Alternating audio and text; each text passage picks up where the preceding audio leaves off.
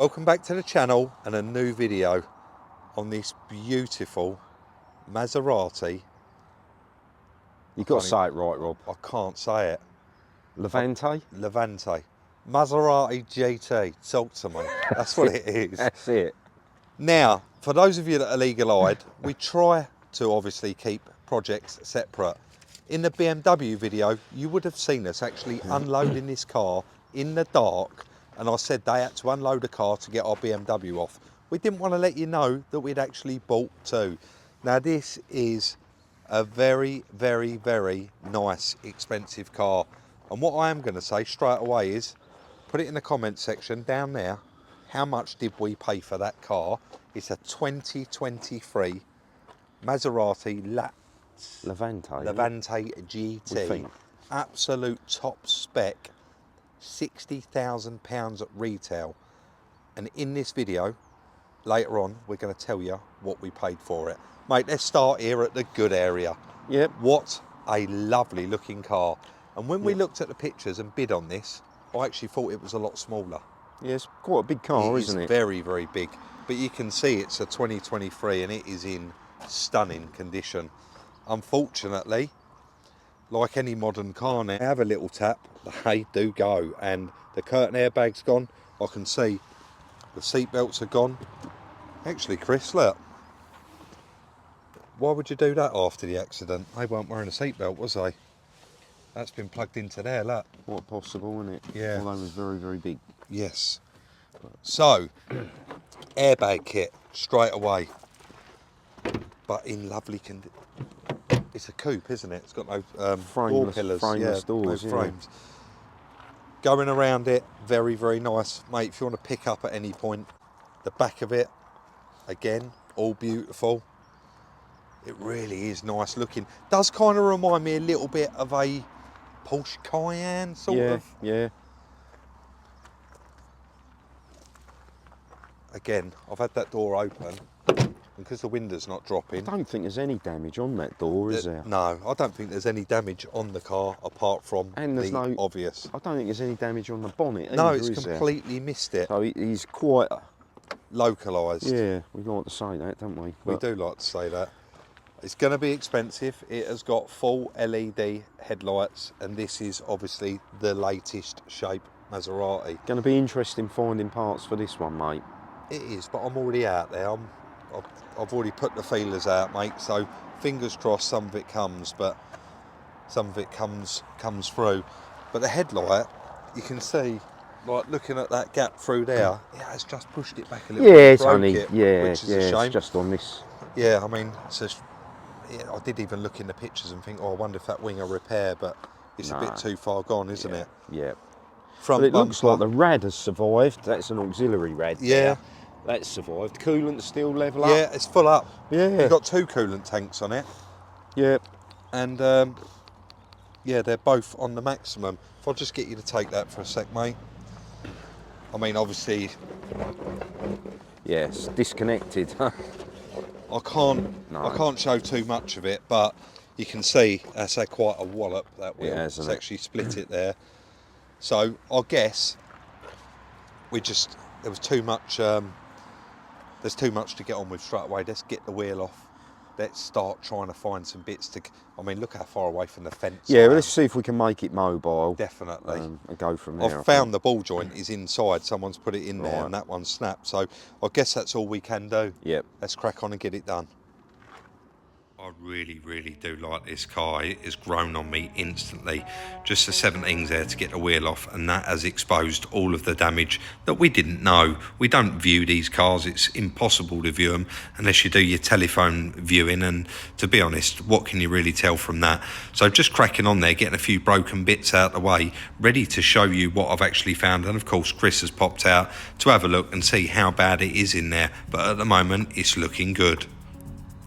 Now, of course, in this industry, I say it time and time again, you've always got to expect the unexpected. So you've got to account for more damage. You've got to allow for more damage, rather.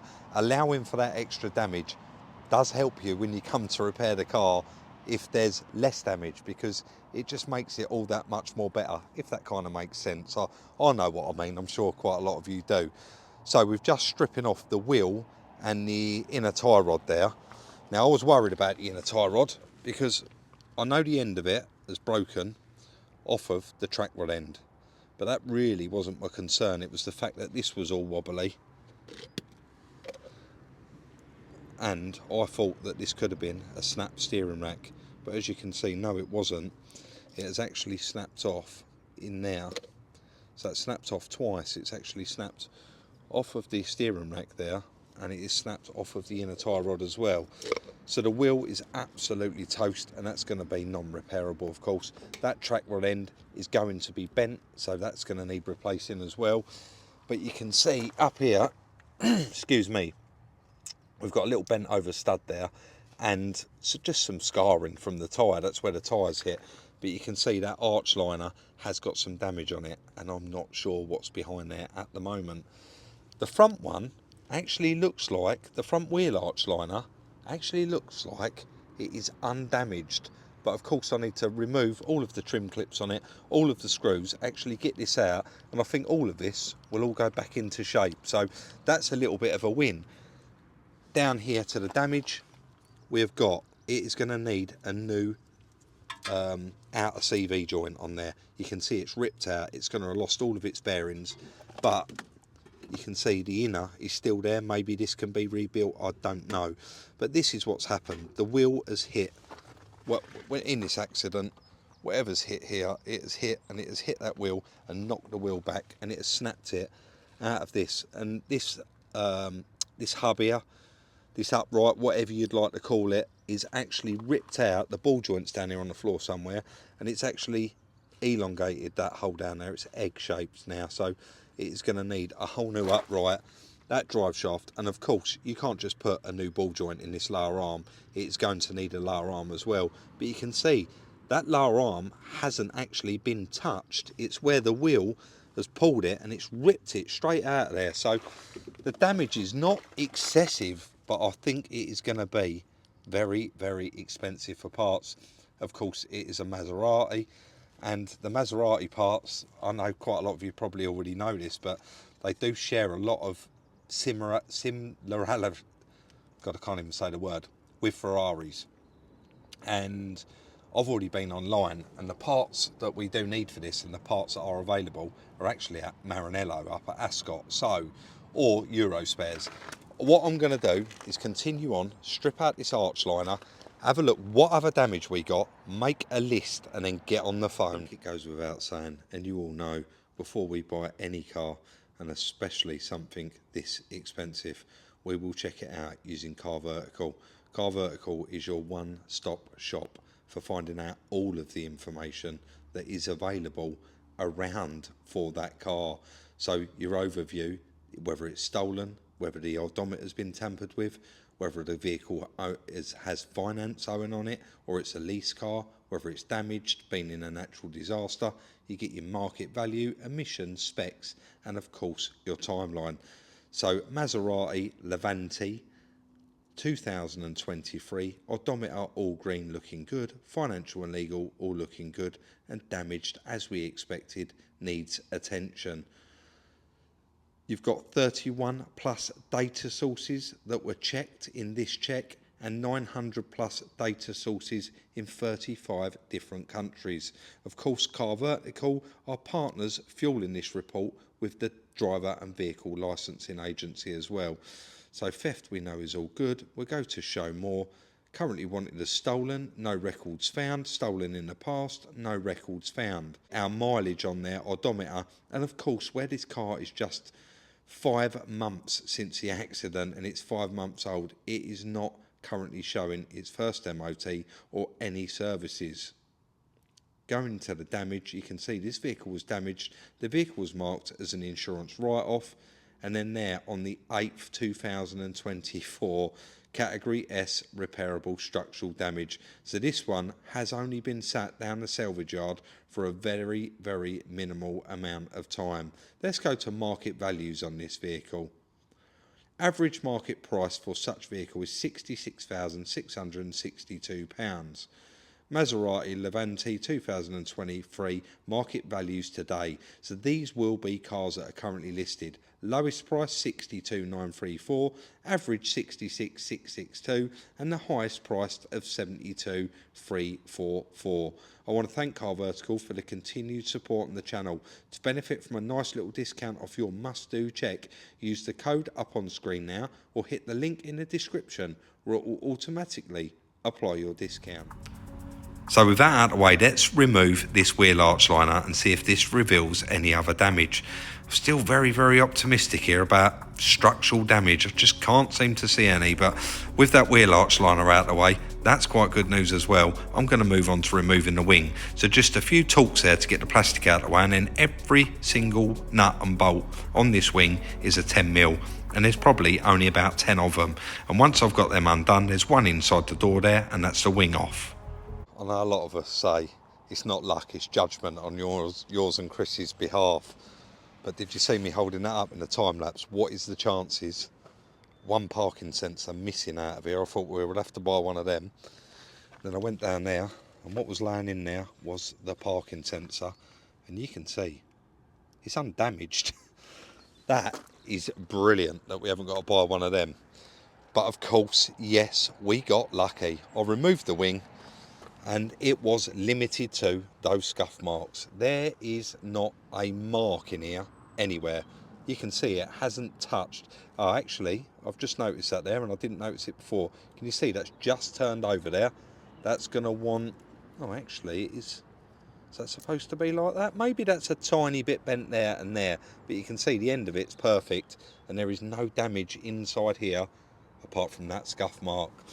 So I think I've got enough off now to make a list. I've got the wing off, I've got the arch liner out, there's a lot of stuff that we saved, but all of those suspension components I need to order, and I need to order these brackets that hold on the front wing, because I can see that they're bent, that one there's bent, and it does actually, you can see they all just bolt on. But this is a Category S car, and I'm going to say it again, where's the structural damage? Because this is not structural. I've not found any structural damage on this car whatsoever. Anything bent or broken on this car, you can unbolt. Now I've got my list, I've got all of the bits that I need to get. The other very, very important bit that we haven't done yet, and I'm sure you all want to know, is getting it running. And we have not heard this car run, and of course most of you that watch the channel will know exactly why this car doesn't run, and let me show you. So the back seats was already down, and all of this was pulled out, and you can see it is a hybrid. There's your hybrid battery, there is your 12-volt battery, and I'm sure you can all see that bolted down there with two 13mm is your airbag pyro. Pyrotechnics fuse, not airbag, pyrotechnics. And when the airbags go, that blows and cuts the power to the car. This car has got absolutely no power. So we're going to get that pyro out, bypass it, get some charge in the battery, and fingers crossed, we're going to fire this one up. But just before we do, let me show you how much we paid for it.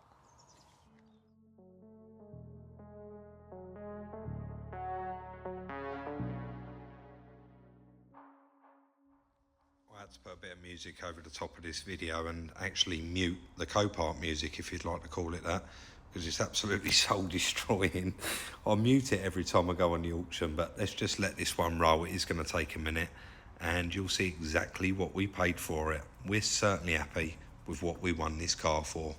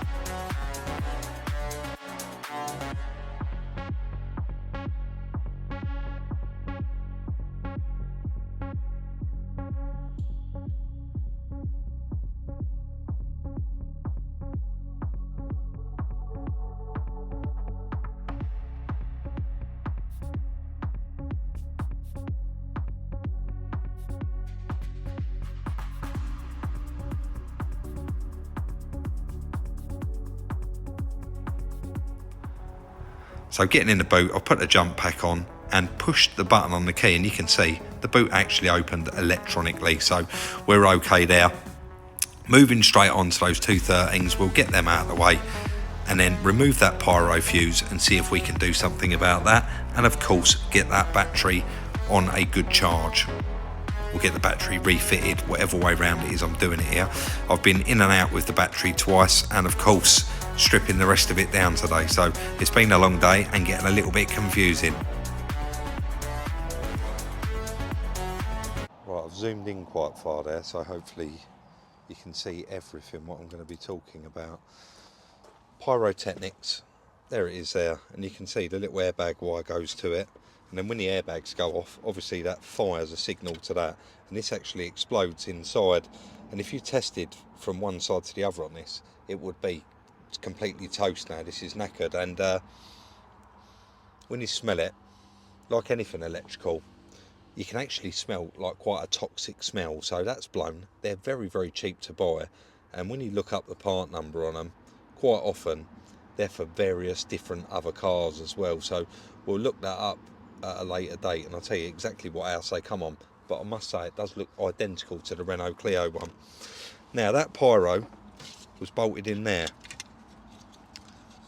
I'll show you exactly how it was. It was bolted in there like that, and then you've got that live there that actually goes over the top, and that makes, but what I can actually do, put that on there, which is completely bypassing it, put that, skip me little nut I just dropped, put that live on top, and then what I'll do is I'll do that up and I'll put the jump pack on there, and hopefully, I'm saying hopefully, I know that it's going to work because I put it on here and opened the boot.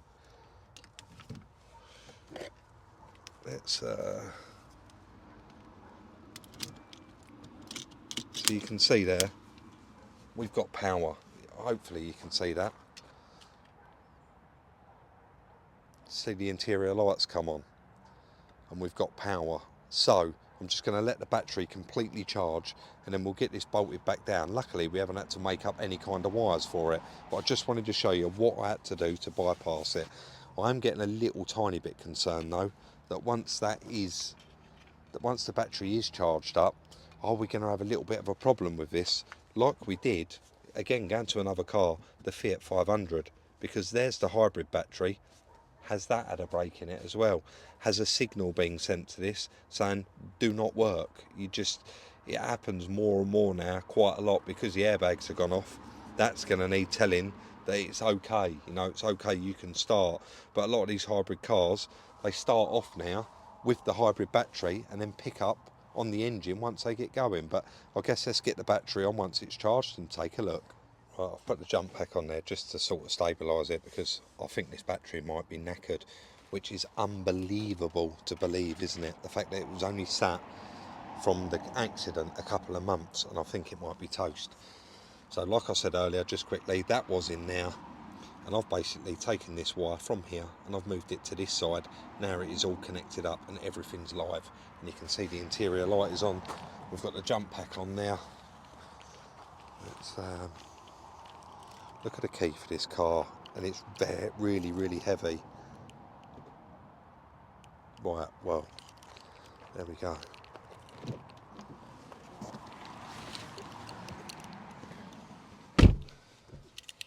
$6,800 miles. Start button, foot on the brake.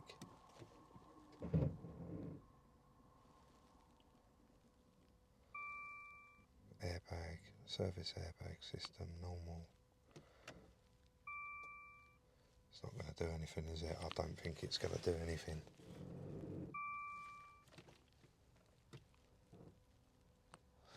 Brake pedal's making some noises.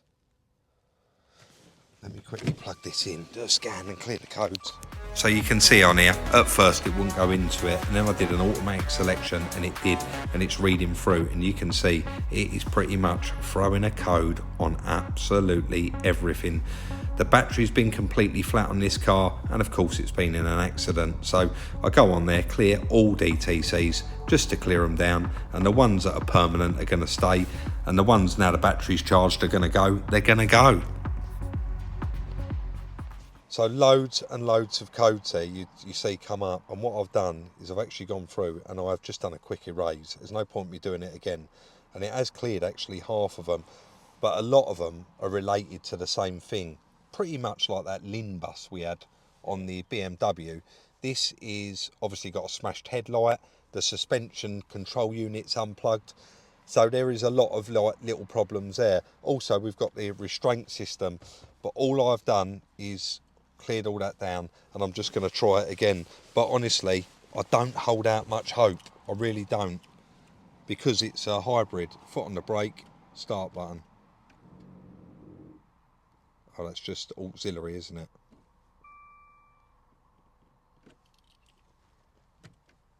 Stick her in drive, John, and see if it goes. One go. Nah. It's not going to work. I think we need to get it back on its wheels, and then obviously get the airbags sorted out and just go from there, I guess. I don't think there's going to be anything else we can do. Right, let's get packed up for the day, I think.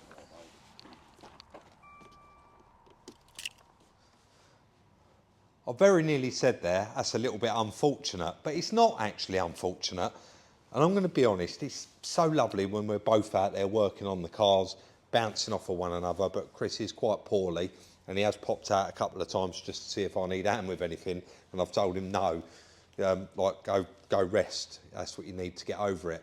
So I do think it's because it's a hybrid, and they have like that almost starternator, would it be right to call it that, where the alternator actually acts as part of the starter motor, or once that hybrid motor gets going, it starts the engine on the car. I don't understand fully how it all works, only what we've been picking up recently through buying like that Renault Clio and the previous Fiat 500, and all cars are becoming harder and harder work. But of course, as much as quick as they change stuff, there's people out there that just absorb the knowledge and know how to get round it. So you know we're going to get round that somehow. Only 6,800 miles on that beautiful car.